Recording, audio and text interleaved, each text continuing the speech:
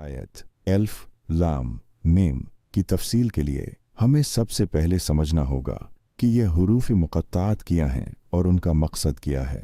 हुरूफ मुक़त्ताअत क्या हैं? कुरान पाक में 28 सूरतें ऐसी हैं जिनका आगाज़ इन मुनफरिद हुरूफ से होता है, जिन्हें हुरूफ मुक़त्ताअत कहा जाता है। यह ऐसे हुरूफ हैं जिन्हें अलहदा अदा किया जाता है। इन हुरूफ का असल मफ़हूम सिर्फ़ अल्लाह ताला ही बेहतर जानते हैं और उनकी मुकम्मल तशरीह किसी के लिए मुमकिन नहीं है, क्योंकि यह इल्म अल्लाह की ज़ात से मखसूस है। बहुत से उलमा और सूफिया इन हुरूफ को रूहानी ज़ाविया से भी देखते हैं। उनके मुताबिक यह हुरूफ इल्ही इल्म और हिकमत की गहराई की तरफ इशारा करते हैं, जो इंसान की समझ से बालातर है।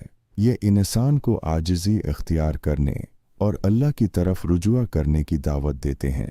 नतीजा अलम और दीगर हुरूफ मुक़त्ताअत के मानी व मफ़हूम पर बहुत से मुफस्सिरीन ने गौर व फ़िक्र किया है, लेकिन उनका हक़ीक़ी इल्म अल्लाह ताला के पास है। ये हुरूफ हमें इस बात की याद दहानी कराते हैं कि कुरान एक अज़ीम और पुरअसरार किताब है, जिसका हर हर्फ अल्लाह की हिकमत और अज़मत का मज़हर है।